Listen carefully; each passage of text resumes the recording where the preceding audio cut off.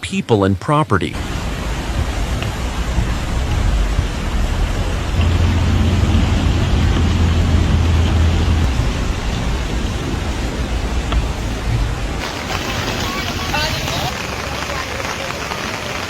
The biggest flood in nearly 30 years hit the region and completely swallowed more than 10,000 homes, leaving 12 people dead. From the highlands all the way to the coastline, people were calling for help as Dak Lak province slipped into total chaos. For days, non-stop heavy rain, sudden water releases from hydropower plants, and the area's steep landscape turned both mountain towns and coastal communities into isolated pockets. Even locals who were used to seasonal flooding said this disaster was far beyond anything they had ever imagined. On November 19th, districts like Dongxian and Tai'an, along with several riverside neighborhoods, saw the water rise within just a few hours. Homes were swept away, entire structures collapsed, and whole villages were cut off from the outside world. In some places, the floodwater reached between 3 and 10 feet deep. The current was so strong that rescue boats and emergency teams couldn't even get close. Authorities had to set up checkpoints to keep people from entering dangerous areas, while also rushing food and supplies to evacuation centers wherever they could. One of the biggest reasons the flooding happened so fast was the extreme, record-breaking rainfall. Some locations took in nearly 20 inches of rain in just 24 hours, while eastern Dak Lak was hit with an unbelievable 27 inches.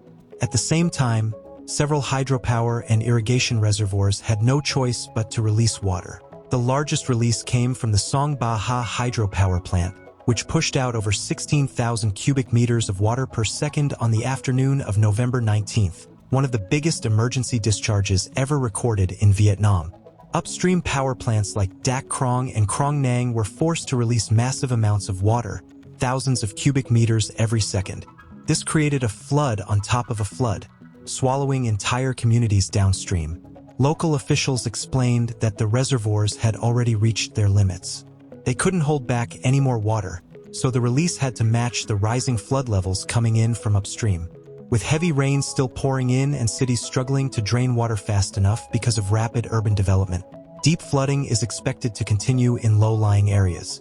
Recent flood models of the Ba River Basin show that if the discharge hits around 14,000 cubic meters per second, over 80% of the riverside neighborhoods will be heavily flooded.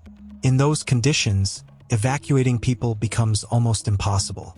Yesterday, social media was filled with urgent videos and desperate calls for help. Many families had to climb onto their roofs in the middle of the night because the water rose too fast for them to escape. Rescue teams worked non-stop, police, soldiers, local volunteers, everyone. Some high-risk areas may even need helicopter rescues, depending on the weather and road conditions. And it's not just Dak Lak. The entire Central Highlands and South Central region of Vietnam has been hit hard over the past 3 days. In Gia Lai province alone, extreme rainfall cut off more than 10,000 households, over 42,000 people. From early morning to late afternoon on November 19th, water surged through thousands of villages. Families rushed to move whatever they could to higher ground.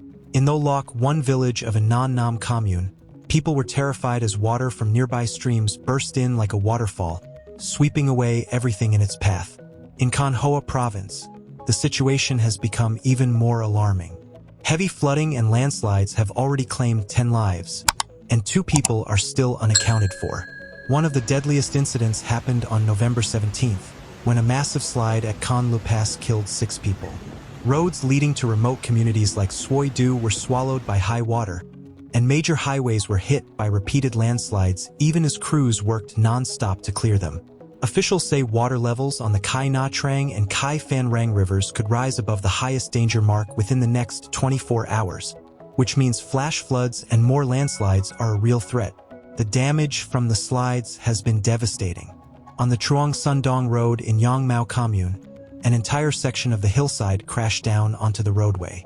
Families rushed to grab their kids, important papers, and whatever they could carry before running for safety. Several houses were torn away completely, leaving belongings buried under mud and debris. Within just 2 days, A 15-kilometer stretch of road was hit by dozens of landslides, and 4 local bridges were wiped out, cutting off travel in and out of the area. People had no choice but to use ropes and wooden planks to pull motorbikes across fast-moving streams, paying a small fee each time. Rescue teams stepped in and set up cables to help residents cross the water safely. In Yonghan Commune, nearly 200 families were trapped as water levels continued to climb. Evacuation efforts stalled because the flooding was rising too quickly.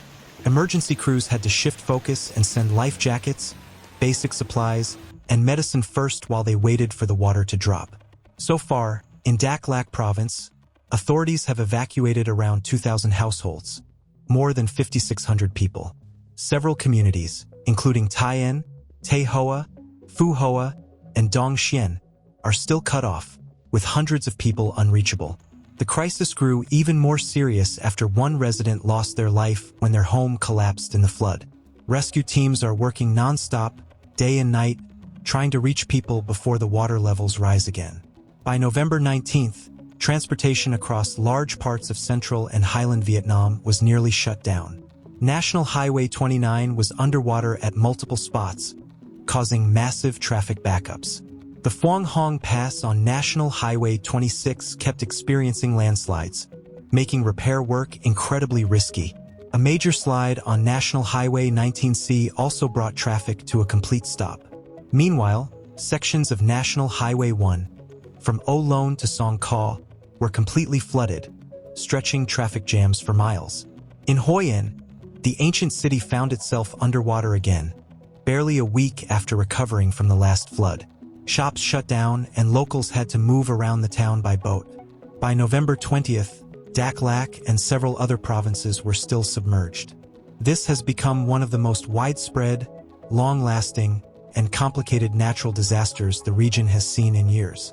A combination of record-setting rainfall, steep mountain terrain, heavy hydropower discharge, oversaturated soil, and fast-paced urban development made the flooding far more destructive.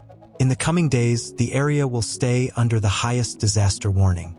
Hydropower discharge has already taken 12 lives across Vietnam.